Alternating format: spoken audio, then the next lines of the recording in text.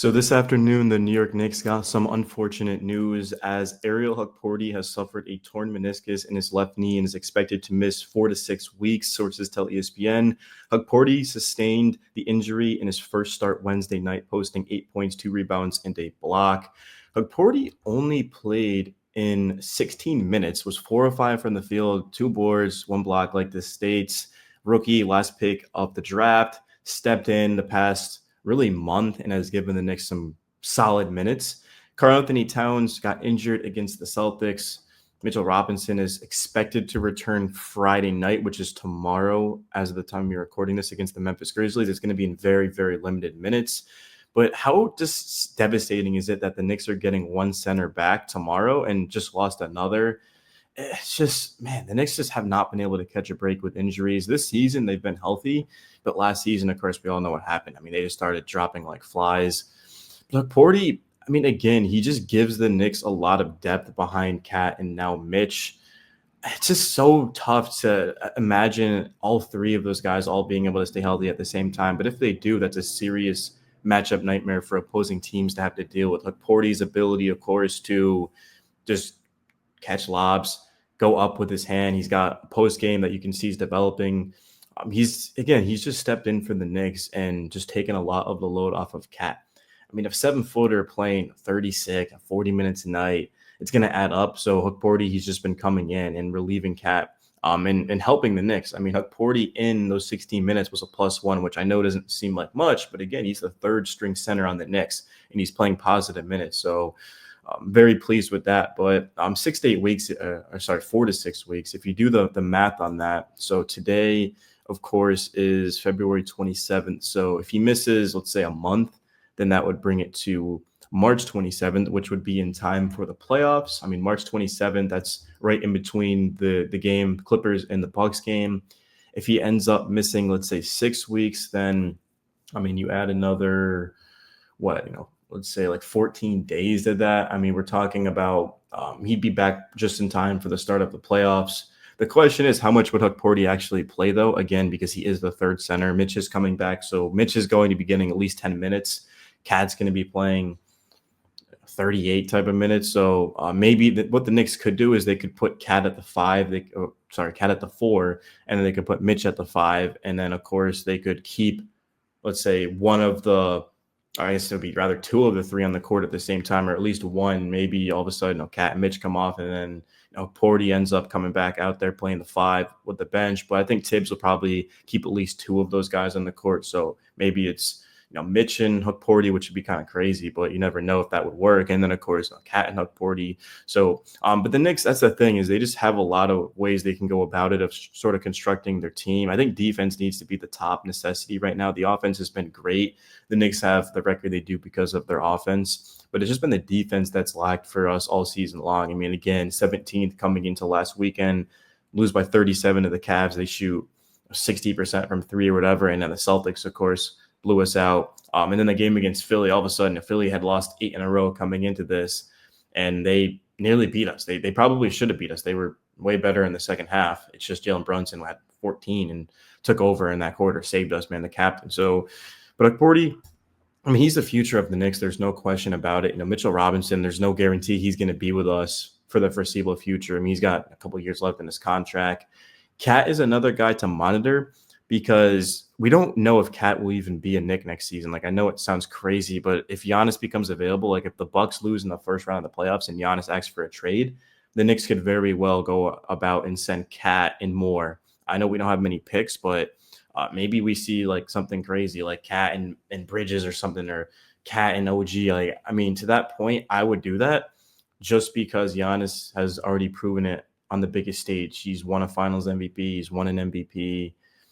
Giannis is probably going to win multiple more MVPs. He's that good. And defensively, Giannis is as good as it gets in the league. I mean, you could argue Giannis is the most versatile defender in the NBA.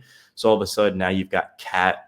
Cat would be in Milwaukee, but you've got Giannis and Brunson. This is my first video of the day, so it's always going to be the worst one.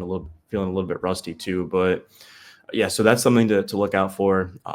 I don't think the Knicks would trade Cat for like KD. That wouldn't make any sense. They would, if anything, it'd be OG and McHale, and they'd pair KD with Cat and Brunson. The more star power, obviously, the higher your ceiling is. But if we learned anything about winning championships, it's not about star power. I get the Celtics have a lot of talent, but they've got Tatum, who's their star. Porzingis and Jaylen Brown are good too. But it's like Derek White and the Peyton Pritchards of the world, the Sam Hausers. It's the role players that have absolutely just been able to put teams over the top. For Cleveland, it's now DeAndre Hunter.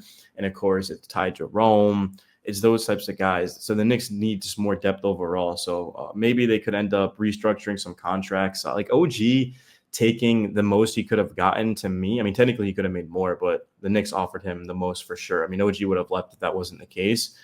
That's what's really irritating to me, is because OG hasn't taken his game to a different level. Like if you sign a big extension, you should be getting better.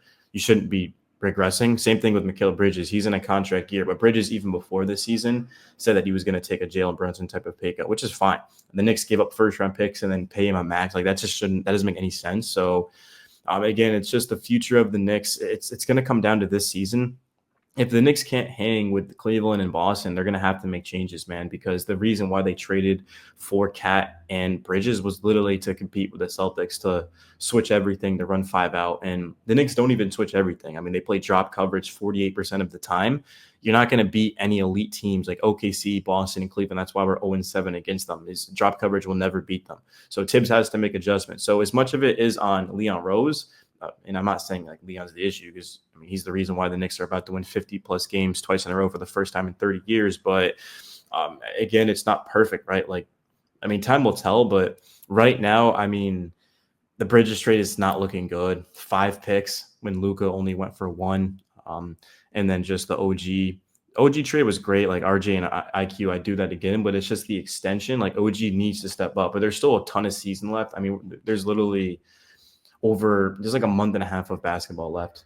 I mean, the Knicks' last game is April 13th. Again, it's February 27th. So Mikal has plenty of time to get back to his old self defensively and offensively. Now, last night, I would say was probably his best game as a Knick, because he had, 19 in the first quarter, and he played elite defense on Tyrese Maxey. Maxey had maybe I'm not going to say the worst game of his career, but arguably the worst game of his career. 30 points, 0 of 10 from 3, 12-32. I mean, honestly, from an efficiency standpoint, it was Maxey's worst game. 0 of 10.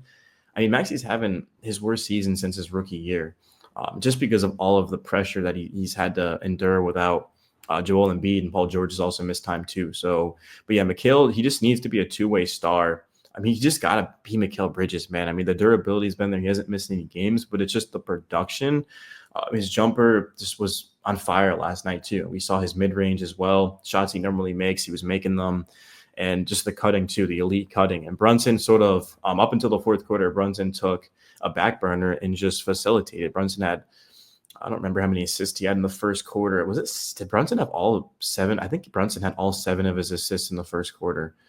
So he just was passing to Hart. He was passing to Bridges. And then in the fourth quarter, again, had 14 points and hit clutch shot after clutch shot. But yeah, definitely just devastating news for the Knicks. Ariel Hukporti is going to miss 4 to 6 weeks. It might not seem like the biggest deal, but that's a lot of games, considering the Knicks right now are the 3rd seed in the East. So, I mean, if Cat gets hurt or something, I mean, the Knicks are going to be desperate for options. I mean, right now it's going to be Cat and Precious are the only – Mitchell Robinson actually is coming back tomorrow. So I guess they'll be able to get by. But I feel like it's just kind of putting a lot of pressure on Mitch too, because he's just coming back. 7-footers that get hurt too, it's a lot more difficult, especially an ankle. So – but yeah, I mean, Mitch is going to be very limited. I mean, I wouldn't be surprised if we see like 5 to 7 minutes only out of Mitch. Like, it's not going to be much. But all right, guys, I'm out. Knicks Daily.